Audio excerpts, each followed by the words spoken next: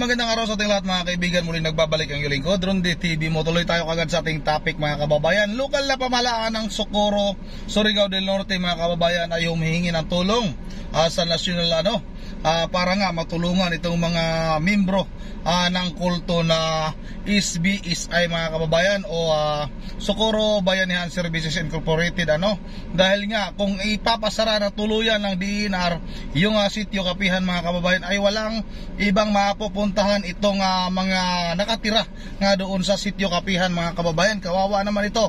Saan ba ito pupunta dahil yung karamihan sa mga nanirahan ngayon dyan sa sitio Kapihan ay wala na ngang mauwi ang bahay dahil nga ibinibinta na nila dahil nga sinasabi ng kanilang leader na si Jiren Siquilario o kilala natin sa tawag na Senior Aguila ay kailangan maibinta yung mga ari-arian para makaakyat nga sa langit mga kababayan. Yun nga mga kababayan, itong lokal na pamahalaan ng Socorro ay humihingi ng tulong sa national para nga kung halimbawa talaga na maipasara itong sitio Kapihan ay mailagay naman sa ayos nitong ating mga kababayan na wala nang mauwian mga kababayan Kawawa naman itong mga ito, naloko ni Senior Aguila mga kababayan. Mayroong nagsasabi dito si Senior Lapida daw, Senior Tamsi, kung sino-sinong senior mga kababayan.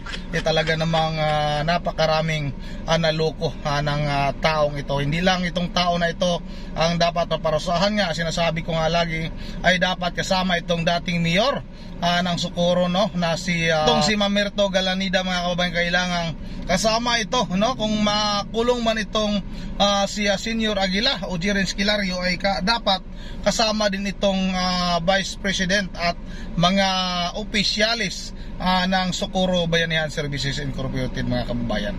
Yan ang wag na natin patagalin. Sabay-sabay na natin itong panoorin.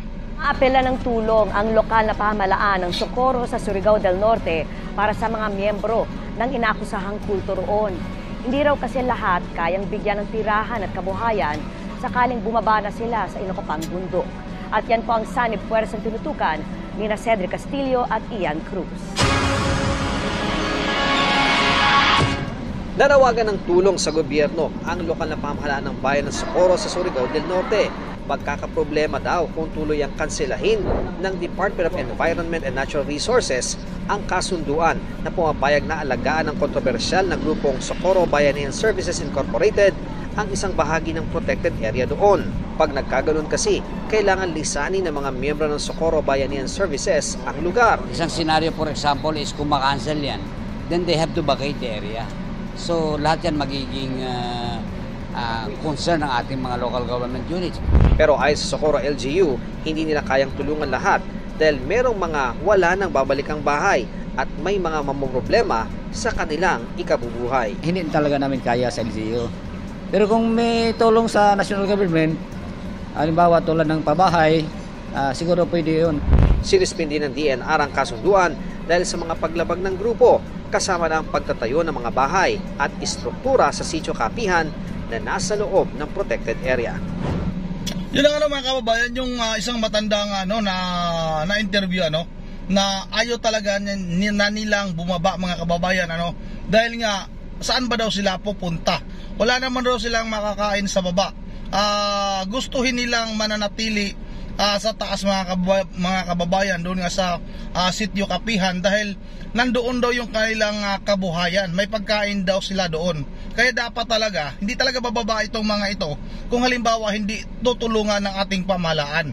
O kailangan talaga ng tulong sa nasyonal ito mga kababayan kasi napakarami nito napakaraming naloko nitong si Senior Lapida. Senior Lapida mga kababayan. Itong si Senior Aguila mga kababayan, napakarami naloko. Kaya tama talaga na kailangan ng tulong sa nasyonal.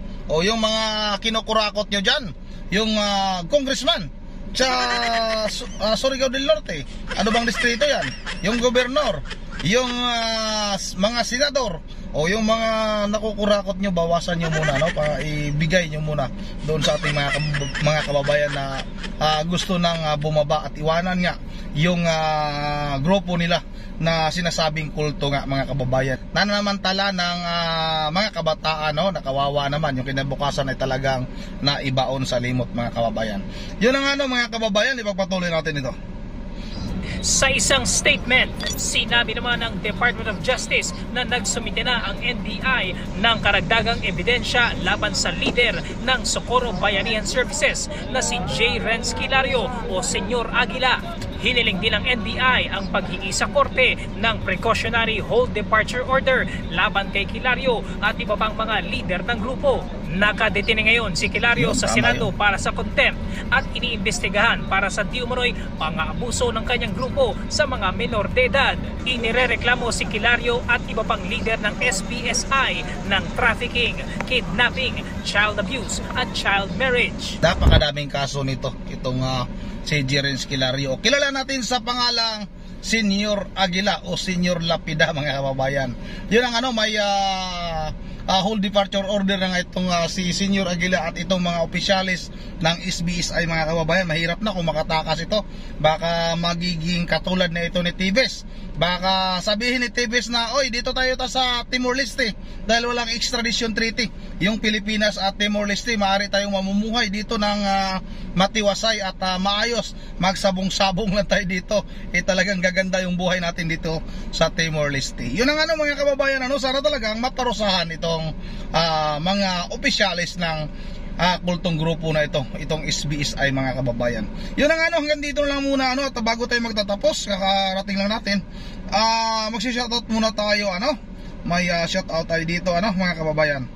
Kanina hindi tayo nakapag-shoutout kasi nasa labas tayo at yun nga, mga kababayan, ay kakauwi lang natin. Shoutout kay Marlene Livaton, kuri ka dyan, idol, talagang bastos silang tatlo. Yun na nga, di ba, mga kababayan. At shoutout na rin kay Papang Burag Official YT Channel, idol, shoutout, thanks sa pag-shoutout. Lords, keep safe, God bless. Maraming salamat din sa patuloy mong suporta sa ating YouTube channel. Shoutout sa lahat ng mga viewers ni Papang Burag Official YT Channel. Shoutout na rin kay Robert La Chica. Sagasa na lang napunta si Senyor Aguila. Baka tamaan ng racket ito o baka ilipad ng racket, hindi naman hindi makakalipad yung racket pag isinakay ito sa racket si Senyor Aguila. Idol Romaboy, shoutout, kawawa si Aguila dyan, nagamit lang siya ni matandang Mamirto Galanida. Maari talaga kasi itong si Mamirto Galanida, mga kababayan, ay 3 bisis naging mayor ito. At itong dating DepEd Superintendent, para bang kaya bang diktahan ng isang Sicanir High School, yung dating mayor at dating board member, mga kababayan. Tama itong si Idol Romaboy. Shoutout kay Judith Rimulano. Shoutout si Ronde, good di po, si Senyor Aguila hindi pa yan as in Aguila. Ano ba si Aguila ngayon? Si Aguila balot pa lang yan. Wala pa siyang excuse me, inubo na naman tayo, wala pa siyang pakpak. Naku po, wala pang pakpak. Balot ka pa lang, Senyor Aguila. Shoutout na rin kay Corazon, Sin ba to hindi mo kilala? Si Aguila Agula Isti Aguila.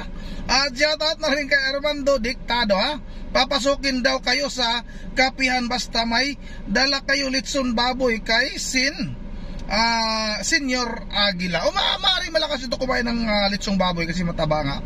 Shoutout kay Maria Luisa Abrege, idol. Shoutout, God bless everyone. Oliva Bitonio, sayang batas pas senior. Sayang bata pa si Senyor Aguila, baka na kay Galanida pira. Mari talaga. Shoutout rin kay Bong Lamusti. Nakakaawa naman kayo. Sana ginamit nyo ang isip nyo. Biruin nyo, mga teacher, mga kababayan, ay naloko ni Senyor Lapida. Senyor Aguila pala, mga kababayan. Dani Agpalo, shoutout, Senyor Aguila naging Senyor Lapida. Ito yung ginagaya ko, mga kababayan, si Dani Agpalo. Shoutout na rin kay Beverly Arandia na Ronde. Tumahimik kayong lahat ng ibinubunyag nyo. Wala pa rin mangyayari. Bakit wala mangyayari, Inubo na naman tayo, Shoutout kay Rodel de Misa, thanks, idol. Ingat palagi, God bless po sa'yo. God bless din sa'yo, Rodel de Misa. Tilma Santos, buti nga sa'yo, Senior Aguila. Bakit naging Senior Aguila ito? Kasi ano pa ito bata pa ito dapat ano lang ito siya, Junior Aguila. Ang Senior Aguila dapat itong si Ma'am Mirto Galandida. Shout out na rin kay Leonardo Sabrido. Si Ronde, let Senior Aguila fly to heaven as if he is God in Socorro Mountain.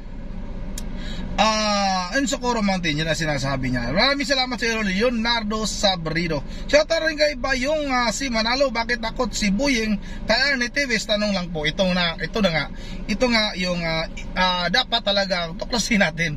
Bakit napakatagal mahuli ni Arnie Teves? Alam na alam ng Department of Justice na nasa Timor-Leste ito. Dapat mga kababayan, ilang araw lang noong nalaman talaga, na-confirm nagpakita nga itong si Arnie Teves anong pagpunta kay Manny Pacquiao. Dapat ngayon wala na, nahuli na ito dapat. Shout out na rin kay Marlene Sibayama. Thank you si Ronde for sharing this video. Maraming salamat din sa iyo, Marlene Shibayama. Shout out rin kay Ma'am Joyce ng Japan, kay Ma'am Virgie Bahardelius ng Pulilan, Bulacan. Shout out sa inyo dyan, sa lahat ng taga Bulacan. Robert Tawada ng El Nido, Palawan. Kay Franklin Sap din na shout out din sa iyo, idol ha. Maraming salamat sa inyong patuloy na suporta sa ating YouTube channel. At hanggang dito na lang muna. At once again, this is Ronde TV mo. Ingat kayo lahat. God bless bawat isa sa